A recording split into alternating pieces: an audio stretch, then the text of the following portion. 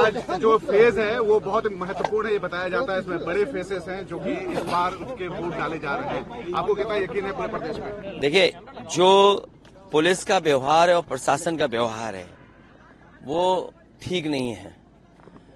ये phase Bharatiya Janata party को सफाया कर देगा। आप देखिए क्या हालत है, क्यों मारपीट हो रही। देखिए पुलिस क्या कर रही है। पुलिस कहाँ की तस्वीरें? ये संभल की है और यहाँ मैनपुरी का हमारे पास खबर आ रही है कि जहाँ समाजवादी पार्टी कार्यकर्ता नेता हैं उन्हें बंद कर रहा है प्रशासन। जो मंत्री हैं, उनके जो सहयोगी लोग हैं, परिवार के लोग हैं, वो खुलेआम घूम रहे हैं। अगर ये होगा तो लोकतंत्र सुरक्षित होगा। इसलिए मैं आपके माध्यम से अपील करना चाहता हूँ कि लोकतंत्र को बचाने के लिए बाहर आए, वोट डालें, हिम्मत और बहादुरी के साथ मुकाबला करें और वोट डालें। कितनी जगहों से मारपीट खबरें आ रही हैं? मारपीट क्या बता रहे हैं? कितनी जगहों से? अगर हम कुल मिलाएंगे तो सबसे ज्यादा किसनी में। अभी जो सूचना मिली है, चेयरमैन हमारा करहेल का है, उसको बैठा लिया। किसनी में भारतीय जनता पार्टी के जो प्रत्याशी हैं उनके परिवार के लोग कह रहे हैं कि बेटा घूम रहा है, कोई कह रहा है कोई घूम रहा है। मैंने एसएसपी से बात की है तो एसएसपी कह रहे कि रोक देंगे। और जो वहां का किसनी का कोतवाल है वो हमारे किसी बीजेपी के नेता का रिश्तेदार है। तो आप सोचिए, अगर लोकतंत्र को सुरक्षित रखने के लिए ये करेंगे तो जनता क्या करे। आपने चुनाव आयोग से शिकायत की अखिलेश जी इस बात की? जो गंभीर मामला जो मैं आपके माध्यम से और हर स्तर पर शिकायत हो रही है। मुझे उम्मीद है कि इलेक्शन कमीशन ऐसे लोगों पे कार्रवाई करेगा। जो ऑब्जर्वर हैं वो कार्रवाई करेंगे। लोकतंत्र तभी तो सुरक्षित रहेगा जब वोट डालने का अधिकार और वोट डालने का मौका मिले। हम मौके पे हर बार ये कहा गया कि लोकतंत्र खतरे में है, आपके एक वोट के अधिकार को भी छीन लेगी। अगर ये पुलिस को आगे कर देंगे तो आपका अधिकार कहाँ बचा वोट डालने का। जयवीर सिंह कह रहे हैं कि जब जहाँ विजिट कर रहे हैं उनके मंदिर साफ किए जा रहे हैं, आपको लगता है कि ये फ्रस्ट्रेटेड हैं, फ्रस्ट्रेट हो चुके हैं। और फ्रस्ट्रेट इसलिए कि जनता इनका साथ नहीं दे रही है। इतने दिनों से जब से कुर्सी पे बैठे हैं केवल झूठ बोलते हैं। इनकी बातें झूठी निकली, वादे झूठे निकले, इसलिए फ्रस्ट्रेट होकर के ये अपने कार्यकर्ता नेताओं से इस तरह का व्यवहार करवा रहे हैं। ये चाहते हैं रिएक्ट करें हम लोग, लेकिन हम जानते हैं कि भारतीय जनता पार्टी के लोग बहुत चतुर हैं। चतुराई से जो बुनियादी सवाल है महंगाई का, बेरोजगारी का और जिस तरीके से अन्याय उत्तर प्रदेश में हो रहा है उससे हट जाए हम लोग। लेकिन आरक्षण, संविधान, बाबा साहब भीमराव अम्बेडकर जी के सिद्धांतों से हम समाजवादी लोग हटने वाले नहीं हैं।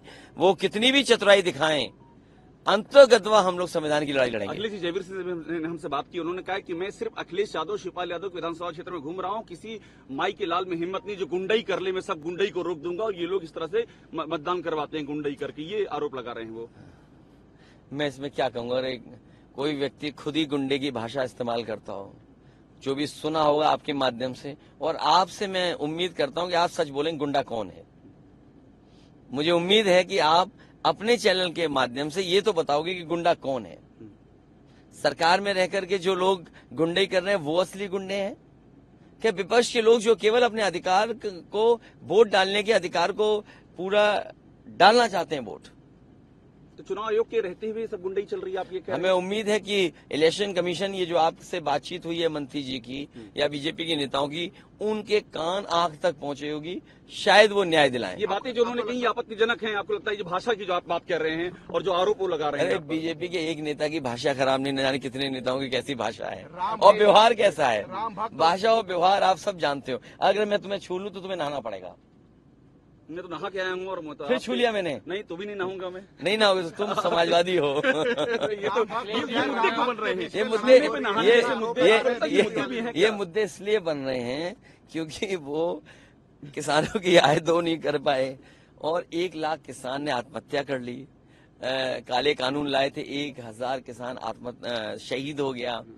यहाँ पे थार चढ़ाई, इतनी परीक्षाएं के पेपर लीक हो गए, उनका जवाब नहीं है ना। नौजवान खड़ा हुआ वोट डाला है सरकार के खिलाफ। आप बताइए, इस सरकार ने तीसरे फेज का चुनाव हो चुका है, क्या पेपर लीक के बारे में कुछ कहा है या नौजवानों को नौकरी रोजगार देने की बात कही? तो इसलिए जानबूझकर वो ध्यान हटाना चाहते हैं।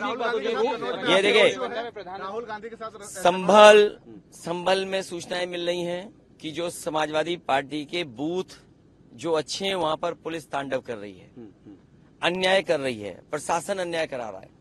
इसी तरह किसनी से शिकायतें आ रही हैं, आपके करहेल से शिकायतें आ रही थी और मैनपुरी की तैयारी है शहर में कि बूथ लूटे जाएंगे। बूथ लूटने की तैयारी आप ये कह रहे हैं? बीजेपी के लोगों ने पिछले चुनाव में भी बूथ लूटा थे, तब भी बुरा हारे थे। ये फिर बूथ लूटने की तैयारी कर रहे हैं। और मैं आपसे कह रहा हूँ, आप भी अपना 4-5 बजे के बाद मैनपुरी पहुंच जाना। बीजेपी के लोग बूथ लूटने की तैयारी कर रहे हैं। इन्फॉर्मेशन है इस बात की? मतलब आपके पास वो पिछली बार भी उनका व्यवहार ऐसा था। सोचिए, पिछली बार भी जिनका व्यवहार ऐसा ही हो, वो इस बार भी वही व्यवहार करेंगे। अखिलेश जी, एक बात मुझे बता दीजिए, आप बताइए, चेयरमैन जितने बैठाए जा रहे हैं थाने में, विपक्ष के लोग बैठाए जा रहे हैं, सत्ता के पक्ष के लोग क्यों नहीं बैठाए जा रहे हैं? तो क्या मैनपुरी हरवाने के लिए किया जा रहा है? आपको क्या लग रहा है? ये जो पूरा चीजें आप बता रहे हैं, आपने कई सारे उदाहरण गिनवा दिए। मैंने तुम्हें छू लिया, तुम जाओ नहाओ जाके। नहीं, मैं क्यों ना आऊंगा? नहीं, रोड शो नहीं कर रहे हैं हम लोग, एक कार्यक्रम कर रहे हैं। अच्छा, अखिलेश जी रेवन्ना पे कह रहे हैं कि वापस लाके उनको कड़ी से कड़ी सजा रेवन्ना को दी जाएगी। मैं कह रहा हूं कि उन बुनियादी मुद्दों से मत हटिए। आज बेरोजगारी का सवाल है, नौकरी का सवाल है, और जो विश्व गुरु या विकसित भारत का सपना दिखा रहे हैं, पर कैपिटा इनकम क्या है? किसान का गेहूं खरीदा क्यों नहीं जा रहा सरकार की तरफ से? मुनाफा किसको पहुंचाना चाहते हैं? ये सवाल हैं। हम और आप ध्यान न हटाएं। ध्यान हटाने के लिए उन पर समय समय पे बहुत सारे अभिनव हैं उनके पास, जो इस्तेमाल करते रहते हैं। अयोध्या में बात हुई है, अयोध्या में जो पीएम ने रोड शो किया है अखिलेश जी, ये धरती माँ है, धरती माँ है। आसमान क्या है मुझे नहीं पता।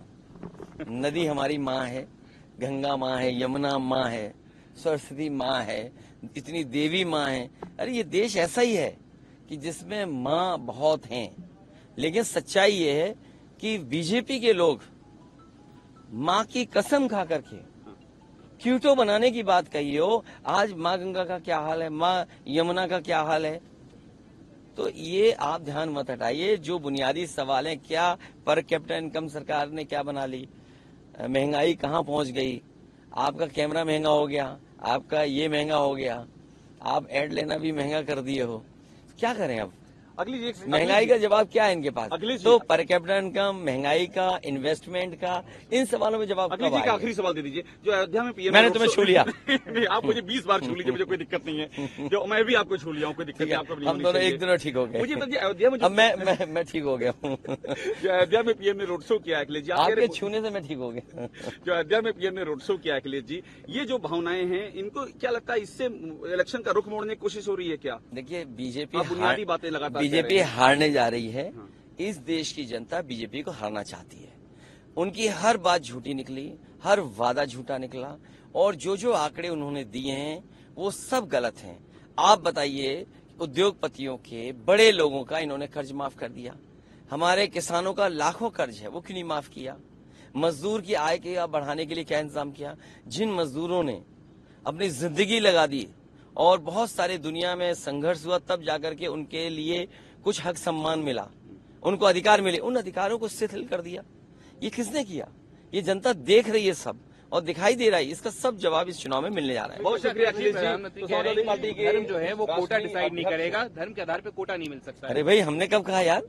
तो ये बताइए आप, जो पिछड़े, दलित, आदिवासियों को जनरल में सीटें मिल जाती थी, आपने पिछड़े, दलित और आदिवासियों को क्यों बांध दिया उन्होंने अपने आरक्षण में?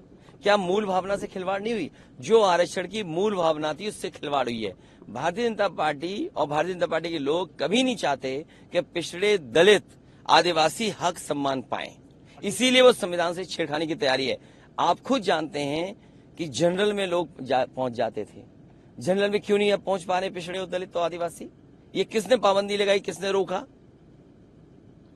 अखिलेश जी, लालू प्रसाद यादव कह रहे हैं कि बीजेपी जो है वो भड़का रही है लोगों को और आरक्षण खत्म करना चाहती है, किसी को आरक्षण। देखिए, आप बताइए, निजी कंपनियां हो जाएंगी, जब बेच दी जाएंगी कंपनियां, तो आरक्षण है क्या? टाटा जैसा समूह 10 लाख लोगों को लगभग नौकरी देता होगा, डायरेक्ट एंड डायरेक्ट। आप बताइए, 10 लाख में क्या नौकरियां हैं उसमें पिछड़े दलितों की? एक समूह का बता रहा हूं, जो देश का सबसे बड़ा समूह है, सबसे ज्यादा नौकरियां प्राइवेट हैं। मान लीजिए, हवाई जहाज बिक गए, एयरपोर्ट बिक गए, बंदरगाह बिक गया, LIC डिसइन्वेस्ट होने जा रहा है, या BSNL दोनों डिसइन्वेस्ट होने जा रहे हैं, एयरपोर्ट्स हैं। तो ये कहाँ है उनका आरक्षण फिर? तो जब मैं ये कह रहा हूं कि 10 लाख के लगभग डायरेक्ट इंडायरेक्ट नौकरी सबसे बड़ा देश का प्राइवेट समूह देता है, उसमें क्या आरक्षण है?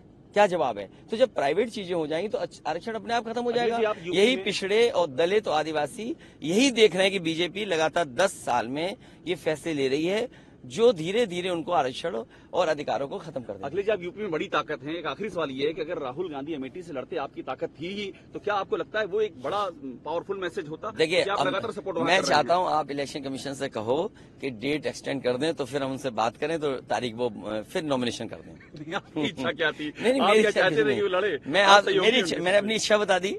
मैं चाहूंगा कि आप इलेक्शन कमीशन से कहें कि एक फैसला ले कि 10 दिन का और टाइम दे दें या 2 दिन का एक्सटेंशन कर दें, तो मैं निवेदन उनसे कर लूंगा, उस हिसाब से वो फिर फैसला ले लें। कितने सीटें आ रही है सर? कितने सीटें आ रही है? सीटें सबसे ज्यादा जीतेगा इंडिया गठबंधन।